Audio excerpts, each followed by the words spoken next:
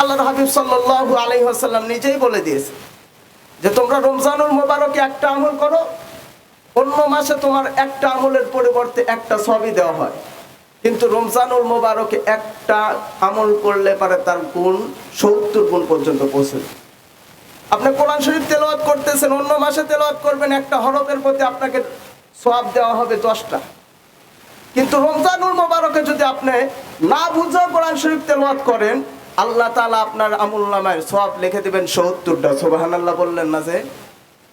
তো রমজানুল মুবারক আমাদের সামনে উপস্থিত, আমাদের এখন থেকেই প্রস্তুতি নেওয়া দরকার, আমাদের এখন থেকেই সমস্ত কাজ কারবার থেকে ফারেক হওয়া দরকার যে আমি তো মুমিন, আমি তো মুসলমান, আমাকে তো আমল করতে হবে, কিয়ামতের দিন আল্লাহ তাআলার সামনে আমাকে হাজিরা দিতে হবে, সেই দিন আমি যেন হিসাব দিতে ঠেকে না যাই।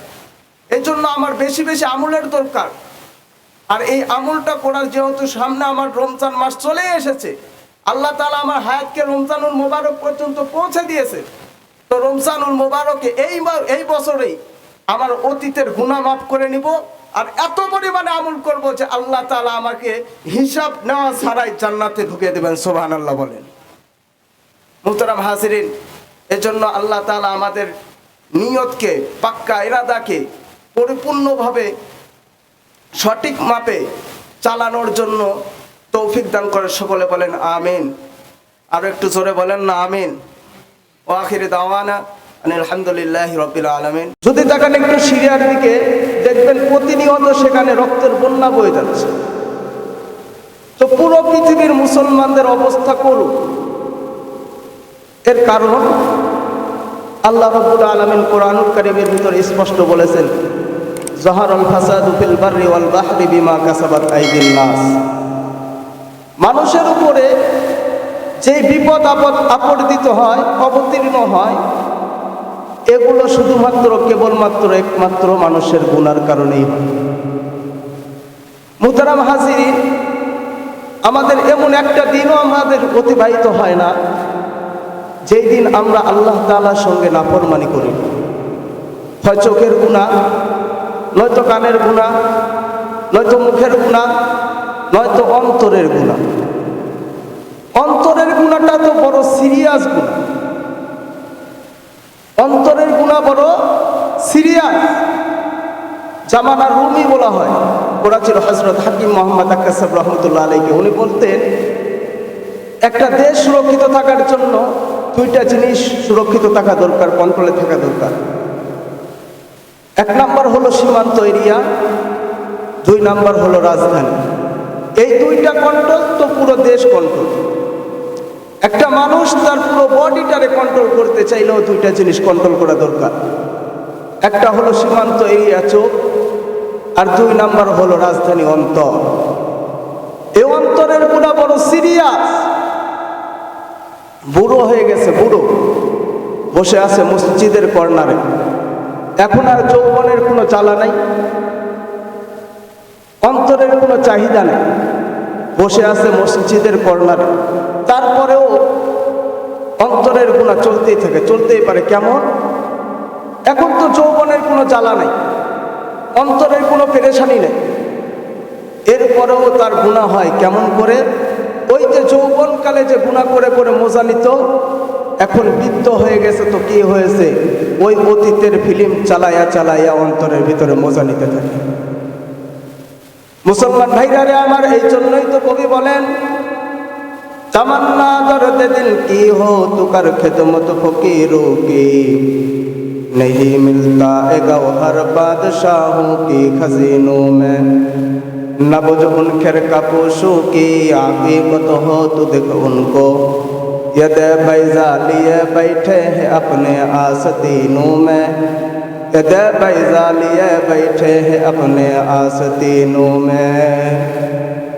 মুসলমান ভাইরা আমার, যে কথাটা বলতেছিলাম, আমরা তো প্রতিনিয়ত আল্লাহ তাআলার সঙ্গে নাফরমানি করতেছি, গুনার ভিতরে লিপ্ত আছি।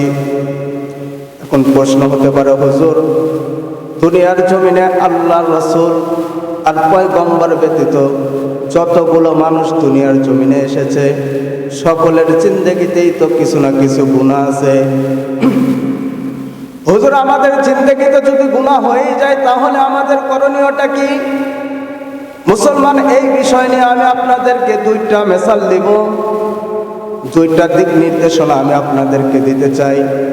এক নাম্বার হলো কুরআনুল কারীমের ভিতর থেকে, দুই নাম্বার হলো রাসূল পাক সাল্লাল্লাহু আলাইহি ওয়াসাল্লামের হাদিস থেকে। প্রথমে আসেন নবীজি সাল্লাল্লাহু আলাইহি ওয়াসাল্লাম কি বলেন। মুসলমান, আল্লাহর রাসূল সাল্লাল্লাহু আলাইহি ওয়াসাল্লাম বলেন, কুল্লু বানি আদম খাত্তাউন, বনি আদমের প্রত্যেক সন্তানই হলো গুনাহগার, তাদের জিন্দেগিতে সকলেরই গুনাহ আছে। খায়রুল খাত্তাইন আত-তাওয়াবুন, তবে প্রকৃতপক্ষে গুনাহগারদের ভিতরে সর্বোত্তম গুনাহগার হলো ওই গুনাহগার যেই গুনাহগার তার গুনাহ করে তওবা করেছে, গুনাহ করার পরে তওবা করেছে। আল্লাহর হাবিব সাল্লাল্লাহু আলাইহি ওয়াসাল্লাম আরেকটা হাদিসের ভিতরে বলেন, আত-তাইবু মিনাজ যামবি কামান লা যামবা লাহু, তওবাকারী এমন ব্যক্তির মতো যে তার জিন্দেগিতে মনে হয় কোনো গুনাহই নেই। অনিষ্পাপ শিশুর মতো গুনার কাজ করার পরে কেউ যদি তওবা করে নেয়, তার চরিত্র, তার আখলাকটা কেমন হয়? তার জিন্দেগিতে মনে হয় কোনো গুনাহ নেই, তাই মনে হয় কোনোদিন গুনাহই করেন, এমন অবস্থা হয়। মুসলমান, এইবার আসুন আল্লাহ তাআলা কুরআনুল কারীমের মধ্যে কি বলেন। আমি যে আয়াতে কারিমা আপনাদের সামনে খুতবার ভিতরে পেশ করেছি, আল্লাহ তাআলা বলেন, আকিমিস সালাতা তারফাইন নাহার ওয়া যুলাফাম মিনাল লাইল ইন্নাল হাসানাত ইযহিবুনাস সাইয়্যাত যালিকা যিকরা লিয-যাকিরিন। যদি কোনো ব্যক্তি গুনার কাজ করে ফেলে তাহলে সাথে সাথে সে যেন তওবা করে নেয়, সে যেন কোনো একটা ভালোর কাজ করে নেয়, কারণ ভালো কাজটা মন্দ কাজকে মিটিয়ে দেয়।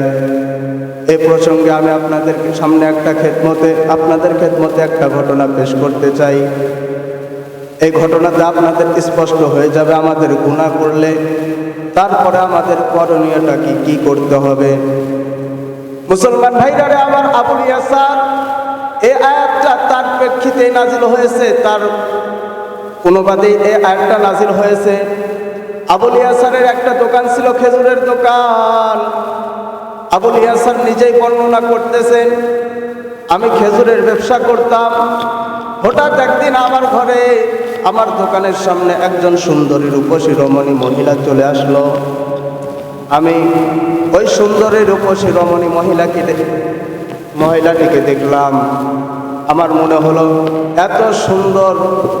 এত সুন্দরী মহিলা আমি আমার জিন্দেগিতে কোনোদিন দেখি নাই।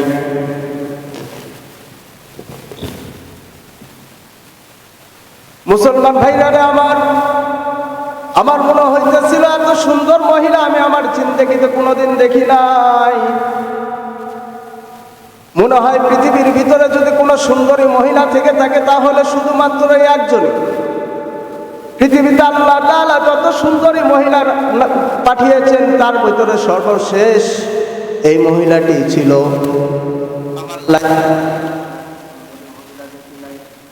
ওই মহিলাটি হাঁটি হাঁটি পা পা করে আমার দোকানের সামনে আসলো, আমাকে এসে ডাক দিয়ে বলতেছে, ভাই আমি তো খেজুর ক্রয় করার জন্য এসেছি।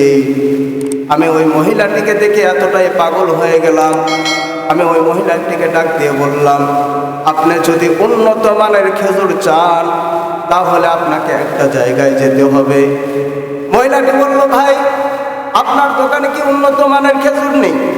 আমি বললাম, এর থেকে উন্নত মানের খেজুর ওই ঘরের ভিতরে আছে, আপনার যদি এর থেকে উন্নত মানের খেজুর ক্রয় করতে চান তাহলে আপনাকে ওই ঘরের ভিতরে প্রবেশ করতে হবে। মহিলাটি আমার কথা শুনে ওই ঘরের ভিতরে প্রবেশ করতে লাগলো। আমিও মহিলার পিছে পিছে হাঁটি হাঁটি পা পা করে ঘরের ভিতরে প্রবেশ করলাম। ঘরের ভিতরে যাওয়ার সঙ্গে সঙ্গে আমি মহিলাটিকে পিছন থেকে জড়িয়ে ধরে চুমু খেয়ে ফেললাম। এরপরে আমার অনুশোচনা হলো, আরে আমি যেই কাজটা করেছি এটা তো অত্যন্ত মারাত্মক অপরাধ, এটা তো গুনার কাজ হয়ে গেল। এখন আমি আর কি করণীয়, আমি এবার কি করব? এই কথা চিন্তা করতে করতে আমি ফারুকে আজমের দরবারে চলে গেলাম। ফারুকে আজমকে গিয়ে বললাম, ভাই আমি তো এইরকম ভাবে একটা গুনার কাজ করে ফেলেছি, অন্যায় করে ফেলেছি, এবার আমার করণীয়টা কি, আমি এবার কি করব? ফারুকে আজম আমাকে ডাক দিয়ে বলল, তুমি কি এই ঘটনা অন্য কারো কাছে বর্ণনা করেছো? আমি বললাম, না, আমি সরাসরি তো আপনার কাছেই আসলাম। সর্বপ্রথম আমি আপনাকেই বলতেছি, অন্য কারো নিকট এই ঘটনাটা আমি বর্ণনা করি নাই। ফারুক আজম এইবার ডাক দিয়ে বলতেছে, তুমি মনে মনে তওবা করে নাও, আর এই ঘটনাটা তুমি অন্য কারো কাছে বর্ণনা করিও না। আবুল ইয়াসার বলতেছেন, ফারুক আজমের এই কথা শুনে আমার মনে তৃপ্তি আসলো না। আমি বললাম, এটাতে আমার মন ভরবে না। এবার আমি হাঁটি হাঁটি পা পা করে চলে গেলাম আবু বকরের দরবারে। আবু বকরকে গিয়ে বললাম, ভাই আমি তো এইরকম ভাবে একটা অপরাধ করে ফেলেছি, অন্যায় করে ফেলেছি, এবার আমার করণীয়টা কি? আবু বকরও আমাকে বলল, তুমি মনে মনে তওবা করে নাও, অন্য কারো নিকট এই ঘটনা বর্ণনা করো না। আমার মনে তারপরও তৃপ্তি আসলো না। আমি এবার চিন্তা করলাম, আমি আর অন্য কারো দরবারে যাব না, আমি সরাসরি রাসূল কারীম সাল্লাল্লাহু আলাইহি ওয়াসাল্লামের দরবারে যাব। রাসূলকে গিয়ে আমার পুরো ঘটনাটাকে বলবো। ফারুক আজম হযরত আবু বকর সিদ্দিকের দরবার থেকে ফারেক হয়ে রাসূল কারীম সাল্লাল্লাহু আলাইহি ওয়াসাল্লামের দরবারে উপস্থিত হয়ে গেলেন। রাসূলকে গিয়ে বললেন, নবীজি আমি তো এই রকম ভাবে একটা অপরাধ করে ফেলেছি, অন্যায় করে ফেলেছি, এবার আমার করণীয়টা কি? রাসূল কারীম সাল্লাল্লাহু আলাইহি ওয়াসাল্লাম আমার এই ঘটনাটা শুনে মাথাটা নিচু করে দিলেন। সঙ্গে সঙ্গে আল্লাহ তাআলা আয়াতে কারিমা নাযিল করে দিলেন, যদি কোনো বান্দা গুনার কাজ করে ফেলে, সাথে সাথে সে যেন কোনো একটা নেকির কাজ করে নেয়, কোনো একটা ভালো কাজ করে, তাহলে ওই ভালো কাজটা মন্দ কাজটাকে মিটিয়ে দেবে। জোরে বলেন সুবহানাল্লাহ। মুহতারাম হাজিরিন, আমাদের জিন্দেগিতে গুনাহ অহরহ।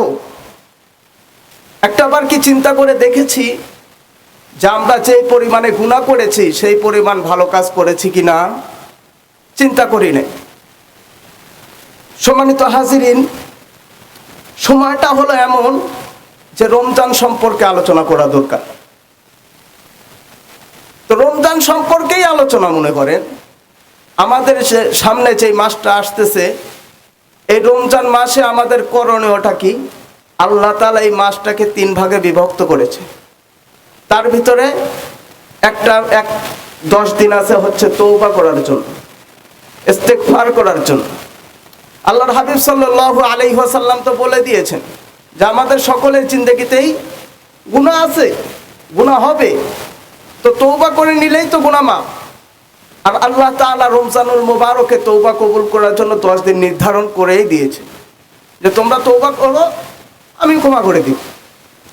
তারপরে আয়াতে কারিমার ভিতরে আল্লাহ তাআলা বললেন, নেক আমল করো।